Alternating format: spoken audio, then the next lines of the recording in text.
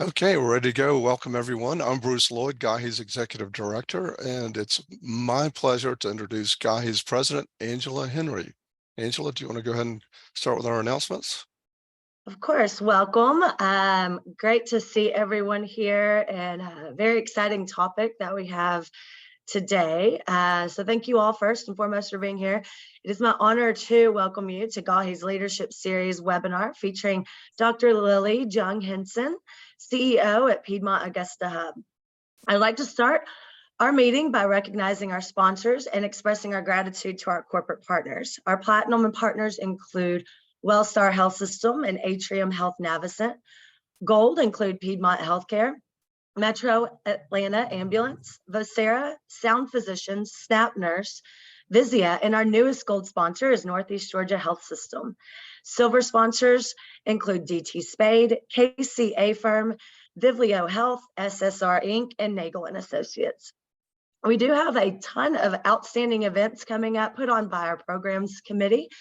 Listed here. You can also always find all of our programs and details and ways to register at www.gahe.org. But our next in-person event is at Maggiano's in Buckhead on Peachtree on Thursday, May 18th from 11:30 a.m. to 2:00 p.m.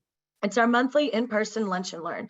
The topic will be, it's all about vision, the role vision plays in your strategic planning process. That program will offer 1.5 hours of ACHE face-to-face credit with networking, both before and after the lunch program.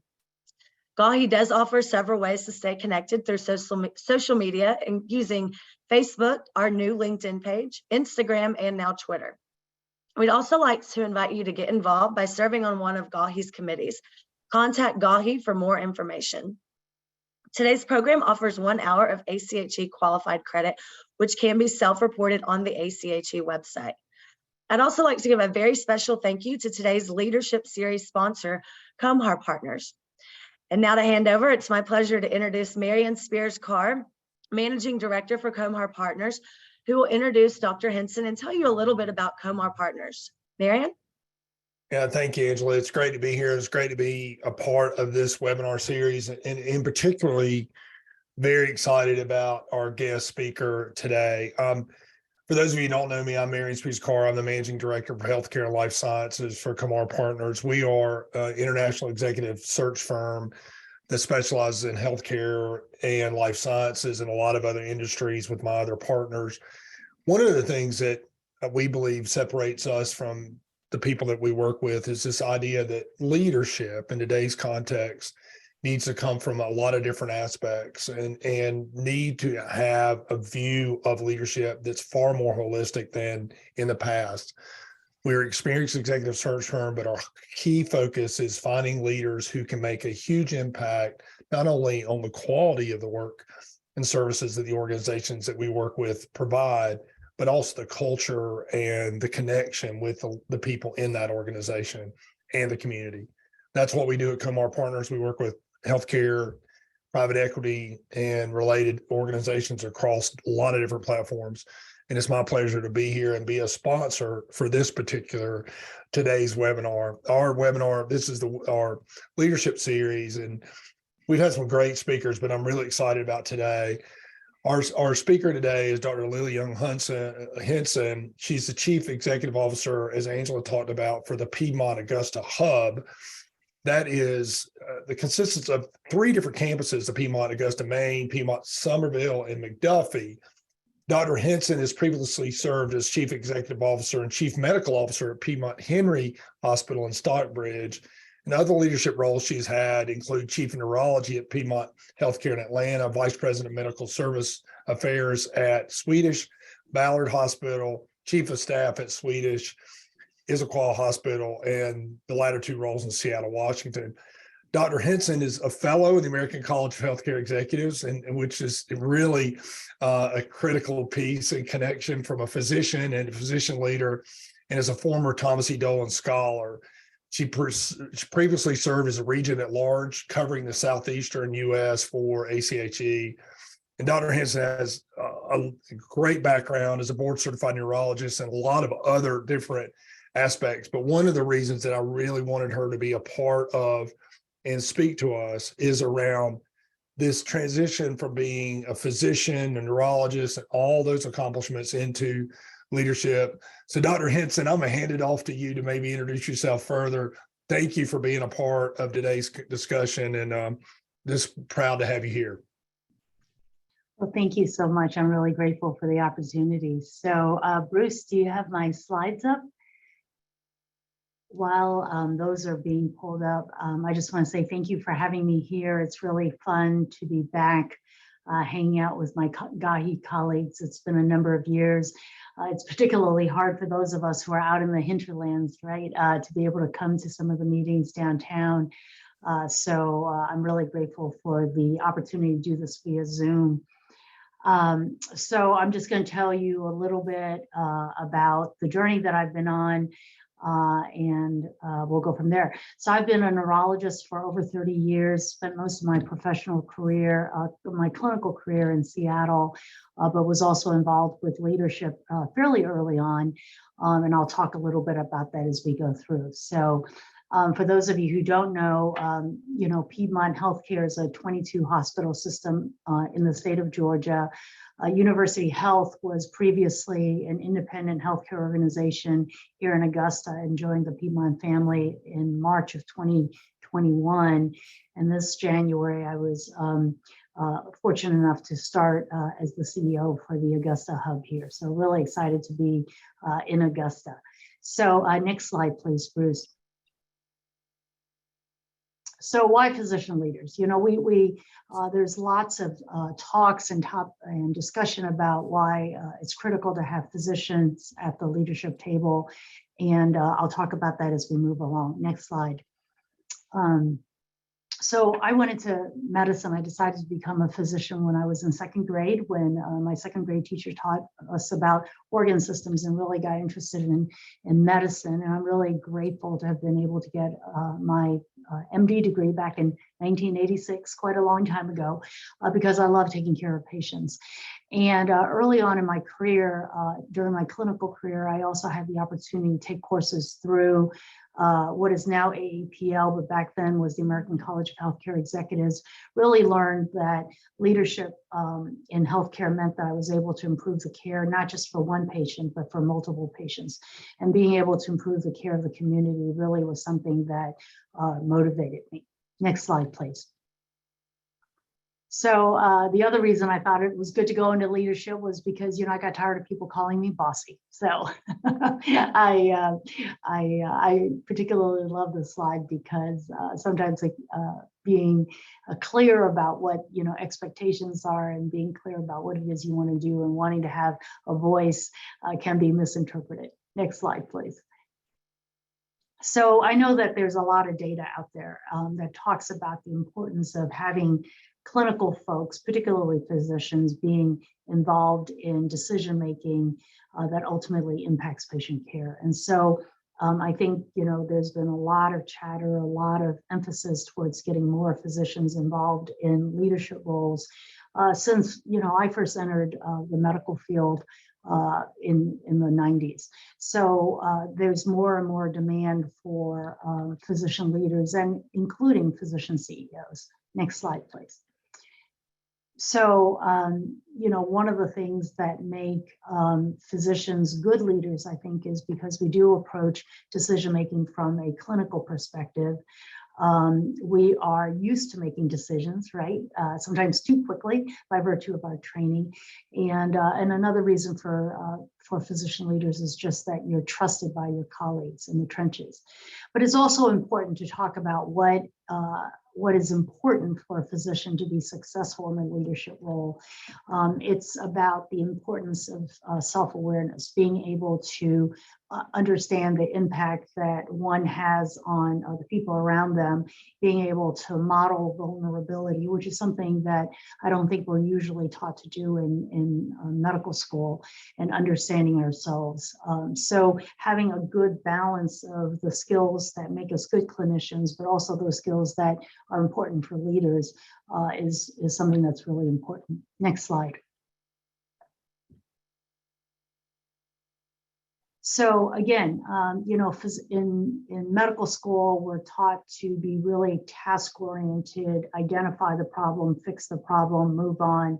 We're used to expecting to be the leaders, right? To make decisions, to be the person who ultimately carries the responsibility of what happens to the patient, and making decisions pretty quickly, and expecting others to listen to what we have to say and move forward. I think that's kind of the traditional route that physicians go through as part of our training. And it takes a different set of skills to be a good leader, particularly as a physician, right? Learning that you can't just give orders, that you need to work together collaboratively with others, to collaborate, to listen well, rather than just, sharing what your opinions are.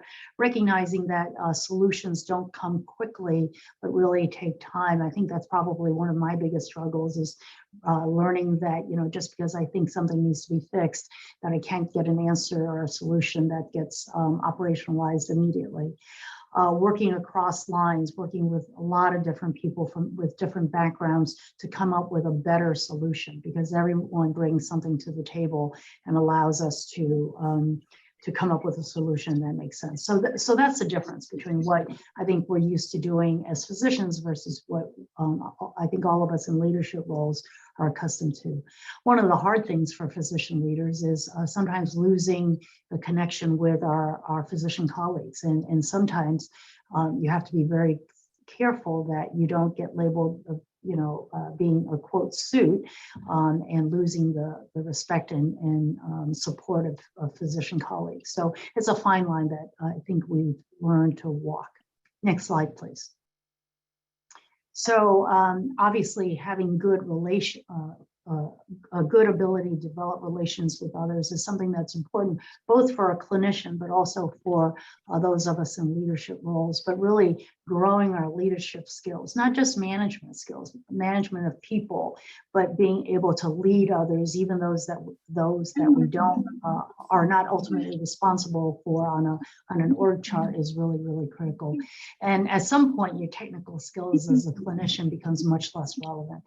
That certainly is true in my current case, where I'm no longer expected to be the subject matter expert in neurology, although that's how most people still think of me. They come up to me, and despite the my name tag and my title, still expect me to go be available to be a neurologist, when in fact, hopefully that's not my only value to the organization that I lead.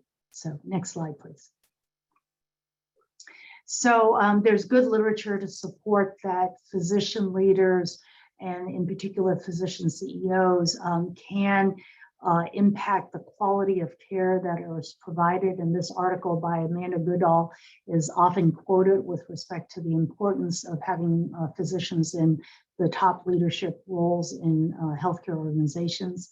And then on the right is a picture of John Noseworthy. He was the CEO of the Mayo Clinic at one point, and he is a neurologist. So for me, he was my role model. I always thought, gosh, wouldn't it be cool to be like John Noseworthy one day? And I'm really grateful. It's not the Mayo Clinic that I'm the CEO of, but I am grateful to be in the role that I currently have, and to follow someone that I've admired from afar. Next slide, please. So there are a growing number of physician CEOs in the country, and this statistic from 90 in 2000 to 282 from a year ago just shows the trend. I don't think that anyone in this room who isn't a physician needs to necessarily worry about their job security. I don't think that only physician CEOs is the right answer either, right? But having some of us at the table is important to be able to bring the physician perspective as we make decisions about how we run our healthcare organizations. Next slide, please. So, it's funny, Angela and I were talking before the meeting started. It is, if you think about when I was preparing this talk, I was thinking about some of the CEOs that I knew early on in my career, and they were chosen for their clinical prowess. They were chosen because they were popular with the medical staff. They didn't have any formal business training and really ran the organizations based upon the strength of their personalities. Nowadays, it's very different. And when I talk to my physician colleagues who are interested in leadership, I talk to them about the fact that it is important to get a graduate degree in management, whether it's an MBA or an MPH, or in my case, a master's in medical management back in the day from Tulane. Having structured business training is really important, particularly since it's not a part of the medical school curriculum. It's assumed that you're a good clinician, right? You cannot be a good leader of others if your clinical skills are not good. And the comment that, that Angela and I made earlier was, it isn't enough just to get your MBA and then expect to be given a role in leadership. You also have to have demonstrated ability to work with medical staff and others, and also develop some of the skills that are important to be able to be successful in leading a healthcare organization. I'll talk a little bit about my own background as we go later on, but it's not just enough to graduate, get your from medical school, then go on to get an MBA, and then suddenly expect to be in demand for a leadership role within a hospital. You have to have expertise or some experience based upon your strategic or operational and financial expertise as well.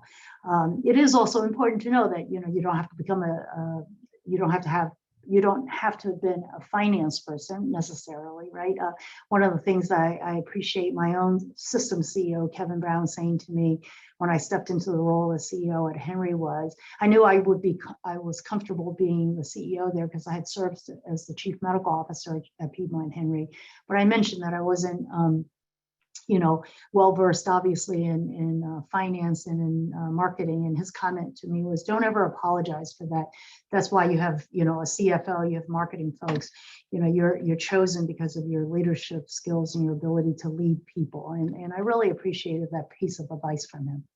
Next slide, please. So there are a lot of resources for those physicians out there who are interested in leadership roles. So, there are obviously organizational leadership programs, either through your own healthcare organization, like I worked for Swedish Healthcare in Seattle and also for Piedmont, and was involved in the leadership academies that both organizations had. And most of us who are in various professional societies also have exposure to the leadership programs that they have. So through the American Academy of Neurology, which is my professional organization, I again went through a number of leadership programs. The American Association of Physician Leaders, which used to be known as the American College of Physician Executives, is a great way to get leadership training for those physicians who want to be surrounded by a cohort of like-minded folks. So when I got my master's in medical management through AAPL/Tulane, I was in a class of 30 physician executives learning together. And that's where I got my certificate, and that's where I got my master's in medical management. As a higher level healthcare executive, I find that ACHE is very helpful, right? Because it's important for me not just to be networking with other physician executives, but with people from finance and from IS and from marketing and other types of healthcare fields. That gives me a broader scope of exposure. And so ACHE is definitely what I recommend for my colleagues who are interested in moving beyond the typical initial layers of physician leadership. And again, having a master's is very important to get the basic education that's needed that you don't get in medical school. Next slide, please. So if we talk about a little bit about the taxonomy of healthcare systems, I do this primarily because I think for a lot of physicians in particular, it's very difficult for them to understand the different roles that are available in healthcare. So obviously, currently as the CEO of a hospital hub, I'm in administration, but there's also medical staff leadership. And there's within healthcare organizations, there are service line leadership roles. And if you're in a medical school, you could have leadership within a department. Or if you're in a medical group, usually it's part of an employed group, but even in independent medical groups, there are leadership roles that are available. So understanding the difference between all of those and the different sets of skills that you bring in all of those different areas is really important. So I throw that up there just to help folks get their heads around, the different types of roles that are available. Next slide, please. So I don't want you to pass out, but this is just a quick summary of my experience since I came out of residency in 1990. So spent early part of my career in Seattle, originally as part of Minor and James Medical, which was a private medical group, which subsequently became part of Swedish Health Services.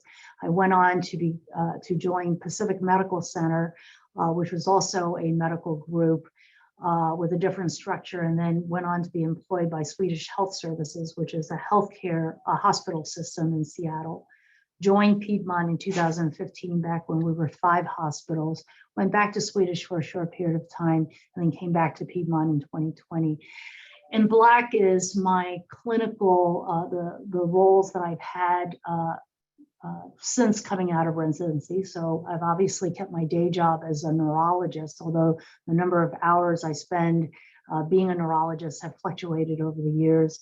I've also been involved in medical school education as a clinical faculty member of the University of Washington, was also involved in multiple sclerosis research clinical trials.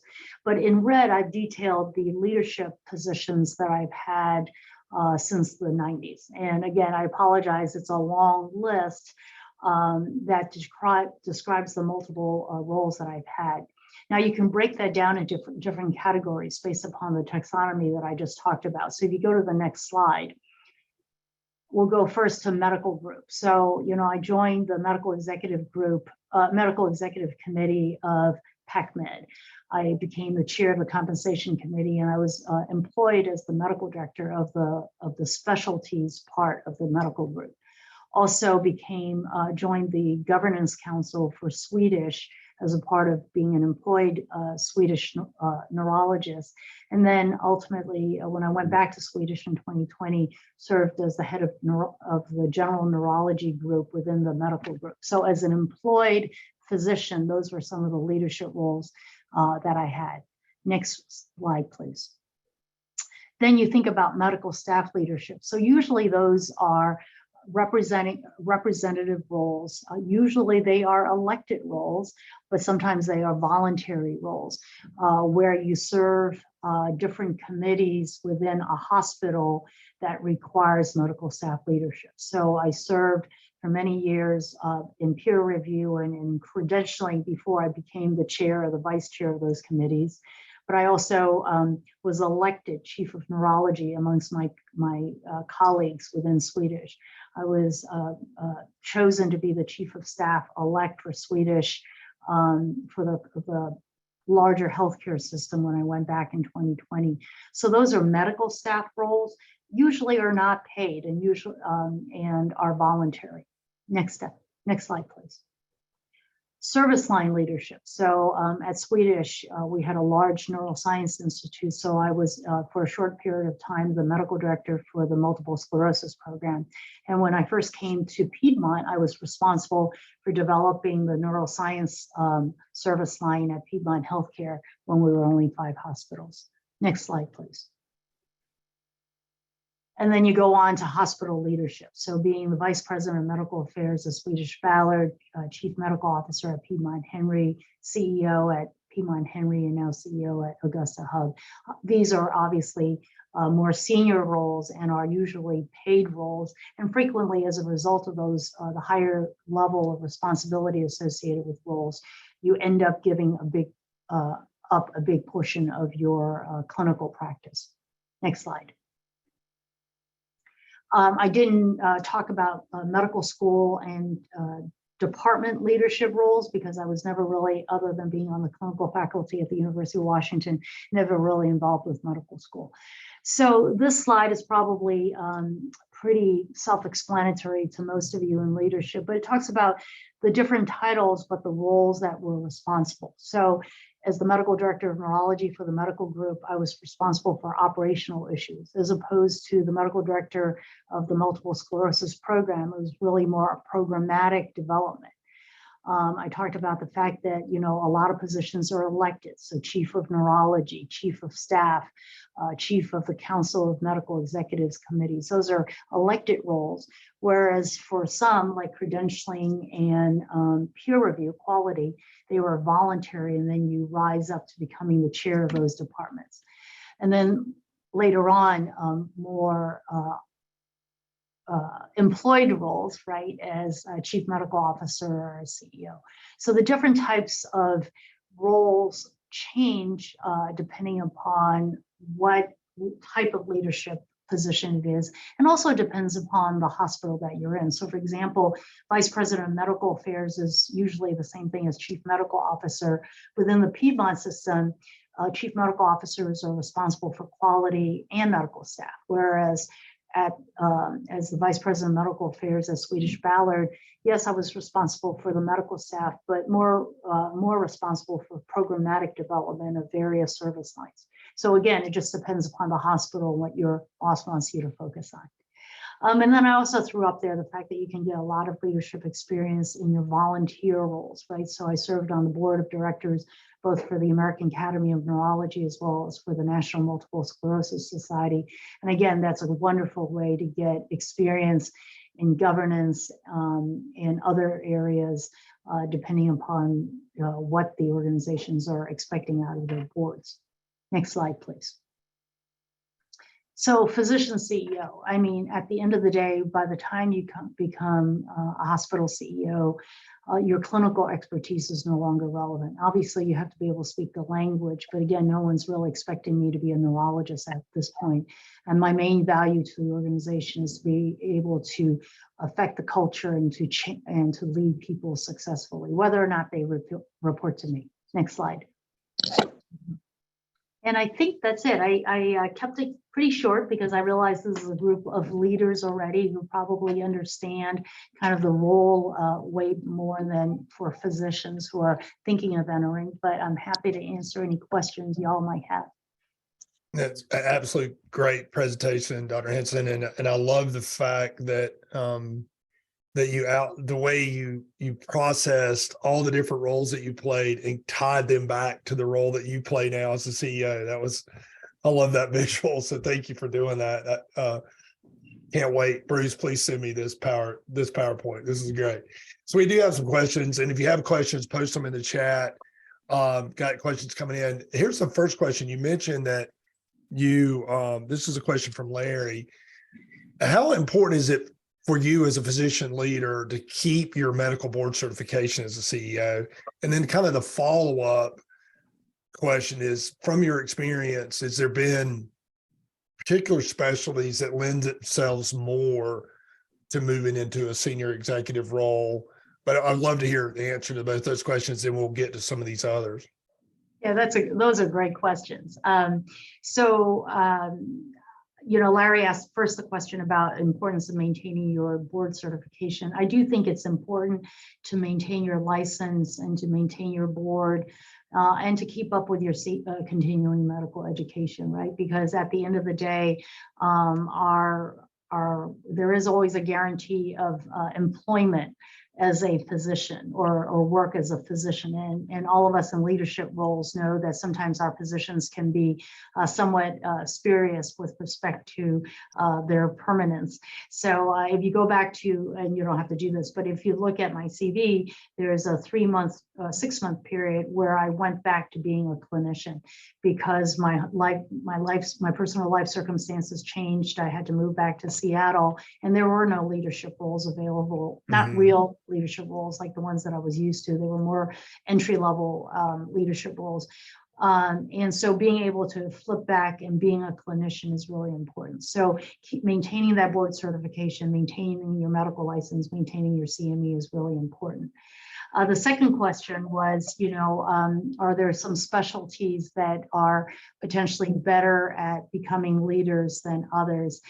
You're obviously, I smiled because obviously you're looking at a neurologist and being a cognitive specialist as opposed to a proceduralist, right? I would argue that those of us who are cognitive might be a little bit more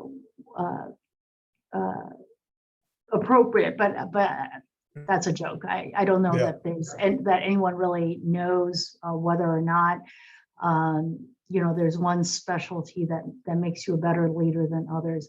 I do want to make the comment that it is important, again, not to see being a physician leader as a retirement, as a next step to retirement. I mean, I think one of the most frustrating comments I've heard from some folks is, gosh, I'm such and such an age. I'm thinking of retiring in the next 3 years. I thought I'd become a hospital chief medical officer as my exit strategy. And I thought to myself, golly, if that's the only thing you've done, then you are not prepared for that role, right? I mean, that might have been true back in the day, but I also smile because although I'm a neurologist and not a proceduralist, I've been told that my decision-making can be somewhat surgical.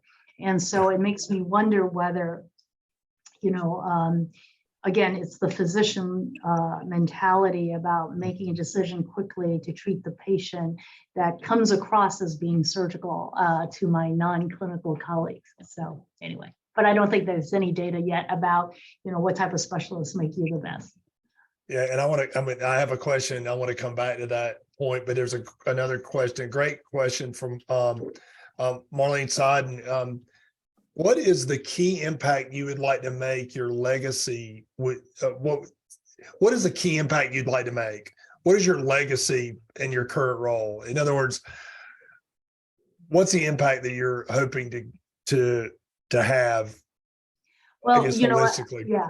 I mentioned earlier that I made the decision to go into leadership because I realized that I had a larger impact on improving health to the community. And so to me, that's really important. I've only been here in Augusta for a short time, so I can't really speak to that, but I can say that when I was in Henry, I worked really collaboratively with the community with the school district, with the Henry County school officials, public officials, as well as a local university to look at during the pandemic, how do we ensure that kids were able to go back to school safely so that, their parents could resume their day jobs. We looked at how do we help Henry County students who are interested in healthcare get a foot up in the door and get into college and come out of college quickly with minimal debt and a bachelor's of science and nursing degree so that we could grow more nurses. I mean, for me, that is the impact that I would love to see. And in particular, creating a culture within my own organization where people would want to come to work, right? We all talk about what a horrible deficit we have in the labor market. And obviously, one thing I do have the ability to do is to create an environment where people want to come work.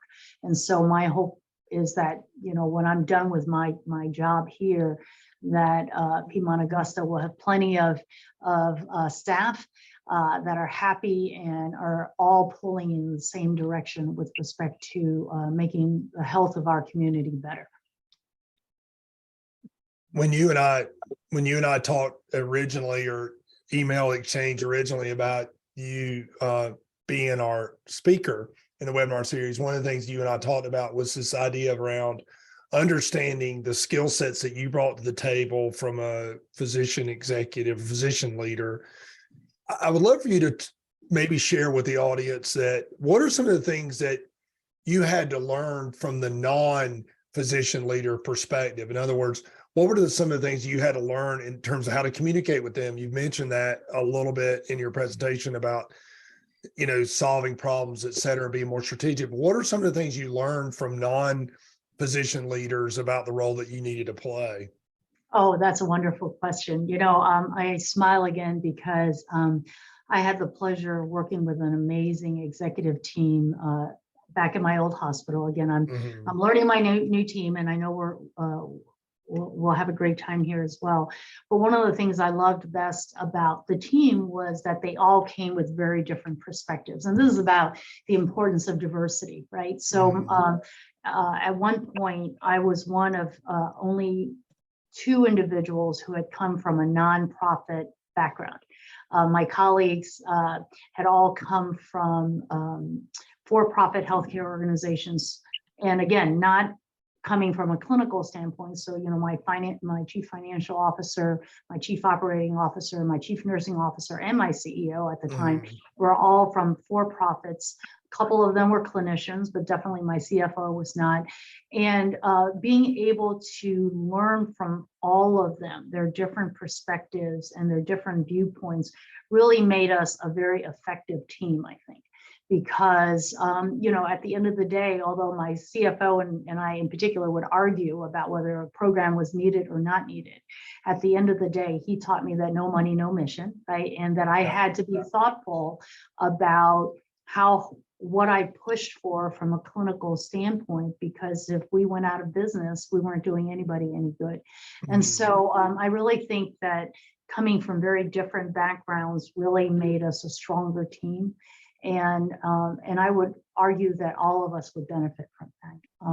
I think, you know, again, it wasn't pretty listening to some of the arguments if you think about it, but again, we came up with a better product, and I'm really proud of that.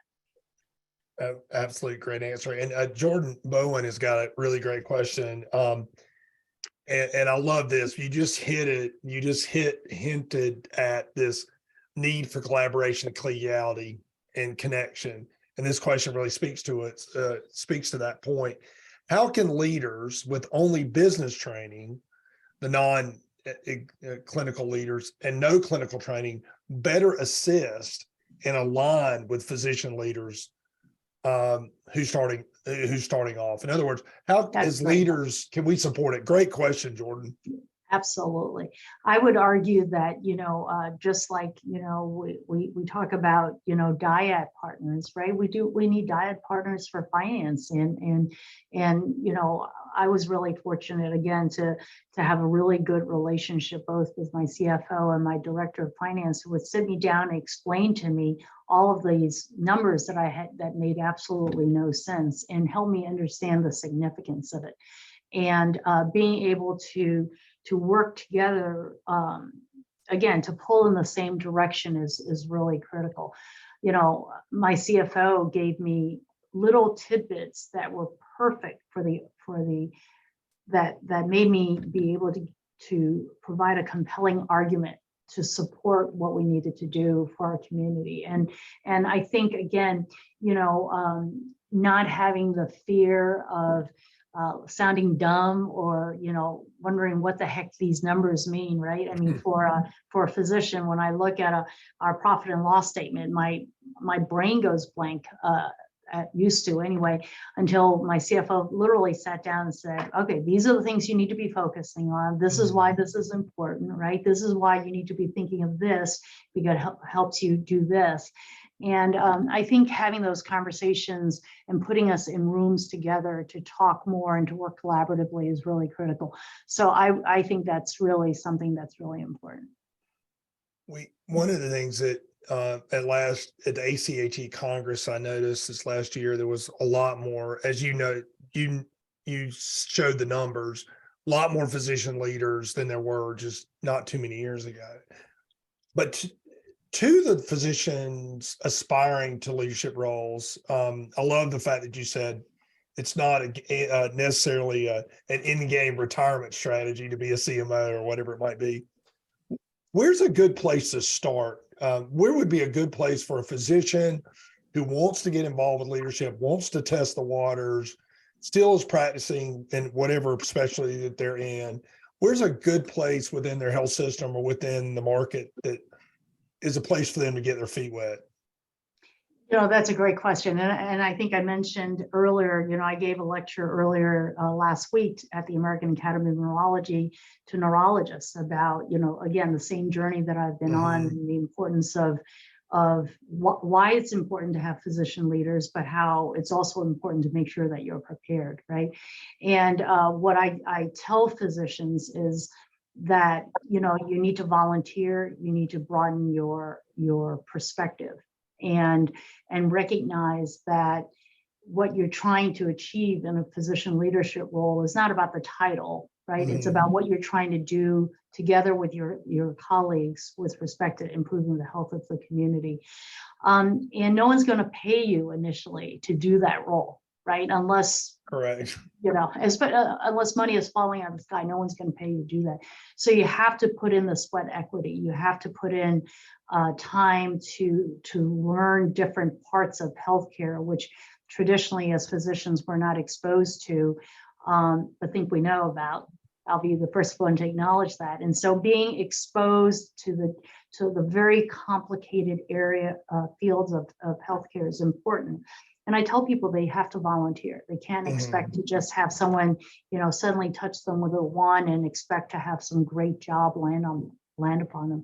If I think about all of the roles that I've had over the years that have given me the experience that has then allowed me to, you know, I think be successful where I am, it's because I've spent a lot of hours, you know, free hours working on committees, working on credentialing, reading bylaws, learning about a small segment of the healthcare industry, which has then allowed me to learn more and be more effective.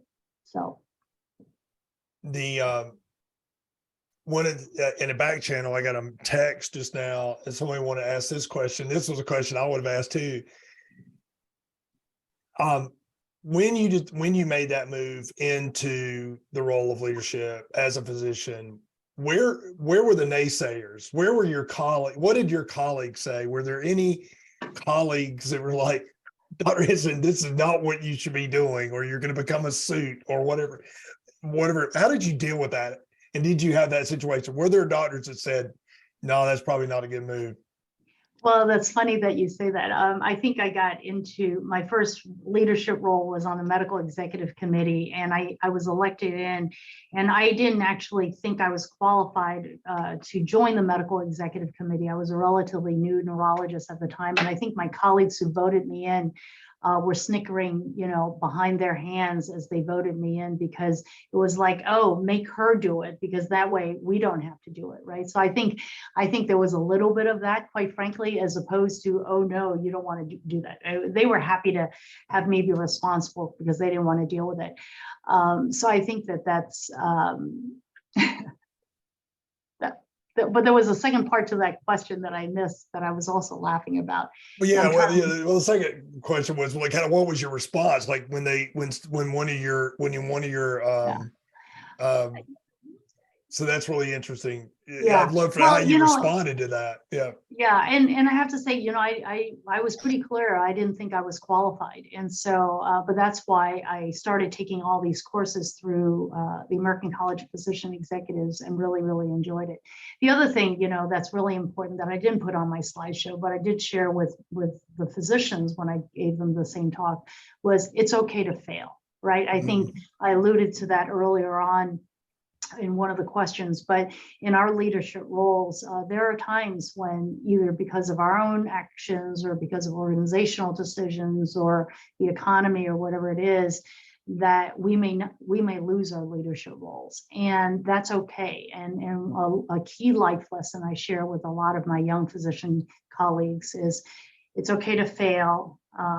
You know, I think all of us are used to being successful academically. And so failure feels like the end of the world, but it's okay to fail. It's okay to take a step back, as long as you learn whatever lesson there is to be learned from stepping back or from failing, and then moving on. And so I think, you know, I'm a big firm believer that sometimes when one door closes, another door opens because that door has closed. And so I try to encourage my colleagues to keep their eyes on that, because sometimes you do take a step back before you can take a step forward. Absolutely.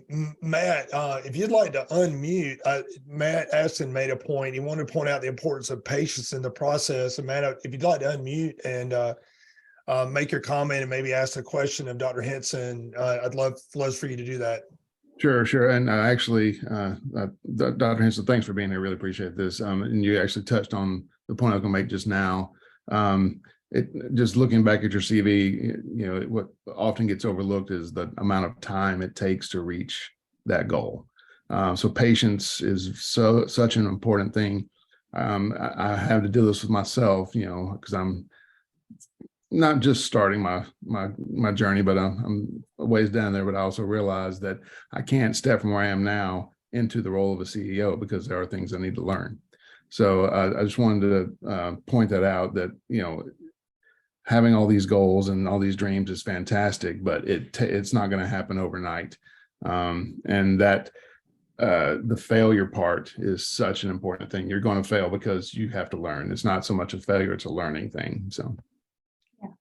And I think I just saw, thank you. I think I just saw a question that popped up about whether I was willing to share a failure. And I'm happy to do that, because I think at the end of the day, we do best by learning from our failures.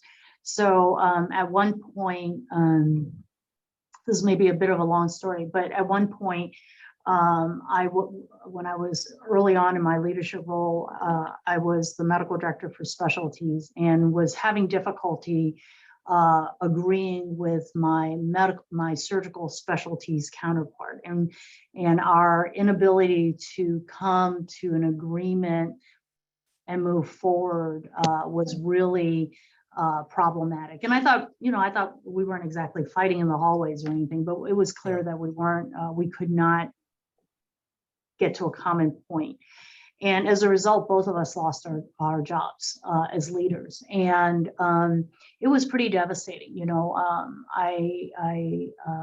I took a step back and I said, it would have been easy to say, oh, it was all the other person's fault. She was totally unreasonable, blah, blah, blah, blah. You could imagine how you could do the self-pity game. But I said, well, that was a lesson learned, right? Sometimes you're not going to get what you want, and you're going to have to figure out how to get to a common point that you can live with, that can allow you to move forward. Because at the end of the day, what the person who we reported to, I think was the chief medical officer, needed from the two of us was a common direction that we could pull towards. And it was a really good learning experience. Again, I picked myself up off the ground, patted myself, and but the other lesson in that was, I was obviously pretty devastated. Again, young at the time, but somebody reached out to me when that happened, and it was someone that I had to lay off about a year before because of financial circumstances. We had to downsize by 1 FTE in the internal medicine department. This individual I chose because I knew he could not become productive enough for us to turn things around. And so it was really hard to terminate him. But when I did terminate him, I did it with as much, hopefully, grace and support as I could. And I also worked to help him find another role in a different organization. And when the public announcement came out about my being terminated from my medical director role, he reached out to me and he said, hey, I just want you to know, I know what you're going through. I just want you to know I landed really well, and I thank you for it. And it's a reminder that, to fail is human. It's important to treat others with grace and with respect. And that was probably one of the biggest things that saved me during my own difficult time. So it was a wonderful life lesson for me. Well, yeah, what a great life lesson to learn. And where does empathy come from is experience, right? Having that experience. I stole this from someone, but I heard someone say one day that their superpower was failure.